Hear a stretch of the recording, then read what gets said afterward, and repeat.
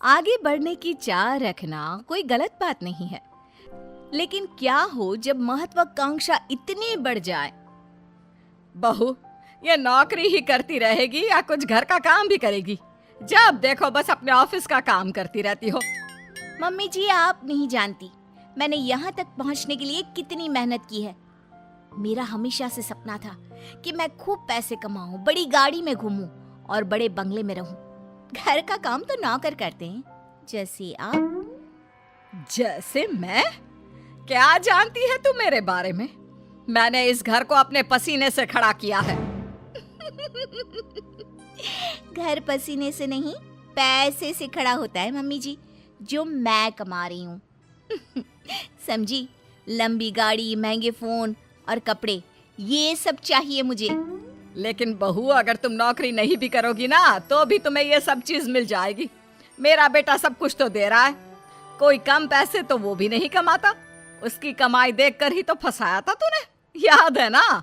वरना उसके लिए संस्कारी रिश्तों की कमी नहीं थी। संस्कारी भी फेल है सरकारी वाली के पीछे। मम्मी जी, ये सब तो मैं भी जानती हूँ, लेकिन मैं ये सब अपने कमाए पैसों से चाहती हूँ, ना कि अपने पति के पैसे। और मैं भी ऑफिस जाना चाहती हूँ, काम करना चाहती हूँ। मैं भी चाहती हूँ कि लोग मेरे आगे पीछे मैम मैम करके घूमें और मैं उनको बॉस बनकर ऑर्डर दूँ। You know, work like a man. Like a man?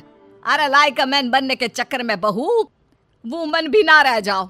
अरे क्यों बहू, मैं जानती हूँ तू बहुत महत्वाकांक्षी है, लेकिन तू अपने सपनों के लिए अपने परिवार को भूल जाएगी क्या? और अगर आगे बढ़ने की इतनी ही चाह थी तो शादी क्यों की? बस कीजिए मम्मी जी, बहुत थक गई हूँ मैं, मुझे आराम करना है। और मेरा खाना प्लीज मुझे मेरे कमरे में ही दे देना, मैं वहीं खाऊंगी।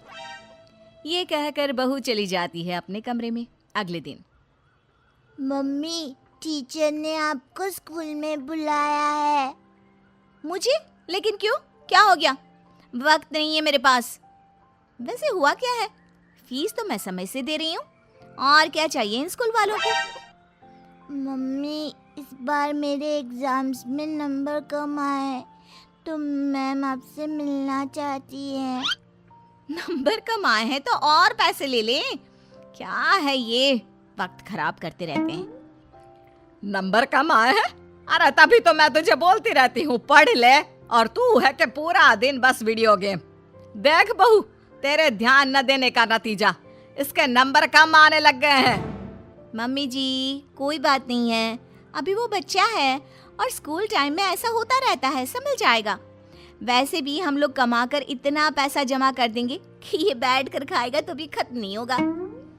बहू, अगर तेरे यही तेवर रहे तो मुझे डर है कि कहीं गोलू तुम्हारे हाथ से ना निकल जाए।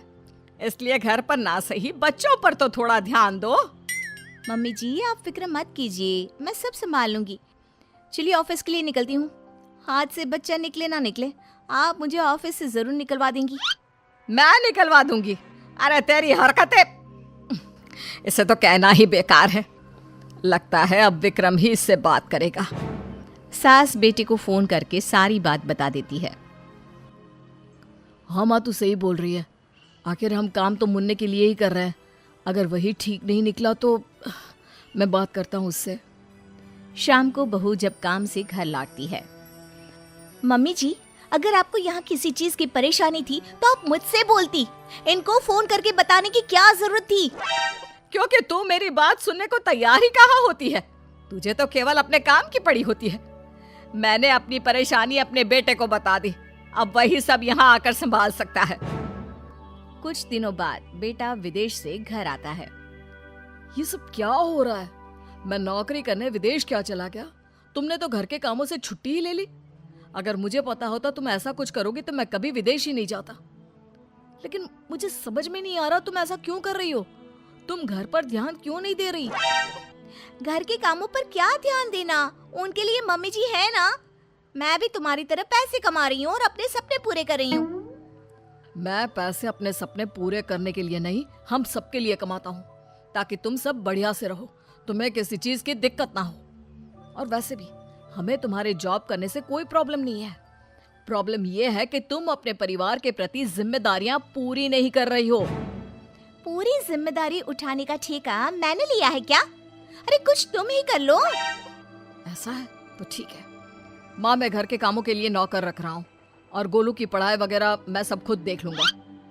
अगले दिन से घर का सारा काम नौकरानी संभाल लेती है और कभी कभी तो वो सास की देखभाल भी करती है।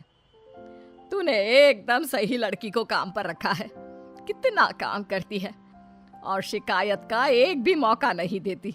दिखने में भी कितनी सुंदर है।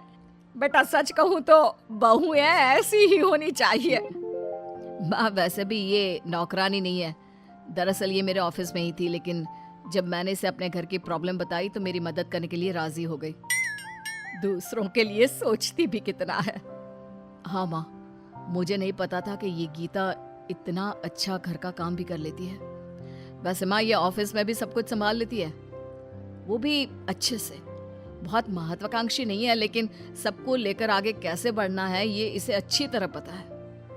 मुझे इसकी सबसे अच्छी बात क्या लगती है पता है? क्या बेटा? जब मैं घर पर नहीं होता तो ये आपका और गोलू का कितना अच्छा ध्यान रखती है। तभी घर में मेहमान आ जाते हैं। ओहो, ये लोग भी ना धर्मशाला समझकर रोज आ जाते हैं। ये बोलकर वो अंदर चली जाती है। अरे आइए आइए बेटा, जरा चाय पानी लेकर आना। तभी गीता सुंदर सी साड़ी में अच्छे से चाय पानी लाकर टेबल पर रख देती है। हाय रे, आपकी बहू सही रास्ते पर आ गई।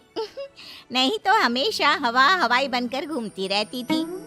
अरे नहीं नहीं, ये नौकरानी है हम लोगों के यहाँ। बेटे के ऑफिस में ही नौकरी करती है।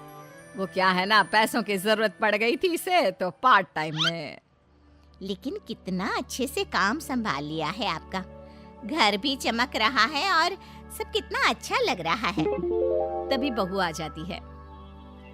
इसी काम का तो उसे पैसा मिलता है, तो उसे करना ही पड़ेगा ना। कितनी अच्छी लड़की है, काश मैं इसकी शादी तुझसे करवा पाती। मुझे एक अच्छी बहू मिल जाती और तुझे एक अच्छी बीवी। मम्मी जी, आप ये क्या बोल रही हैं? मैं तो बस वही बोल रही हूँ जो मेरे मन में आया। कुछ गलत कहा क्या? ये सुनकर बहू उठकर अंदर चली जाती है और सोचने लगती है। आज मम्मी जी ऐसा बोल रही हैं, कल को मम्मी जी ने ऐसा कुछ सच में कर दिया तो मेरा क्या होगा? वैसे भी मम्मी जी मेरे से परेशान रहती हैं और मम्मी जी ने इनको दूसरी शादी के लिए मना लिया तो नहीं, मैं ऐसा कुछ नहीं होने दूंगी। मैं इनको एक अच्छी बहू, बीवी और माँ बनकर दिखाऊंगी। उस दिन के बाद से बहू अपने परिवार का ख्याल रखना और एक अच्छी बहू, बीवी और माँ बनना शुरू कर देती है।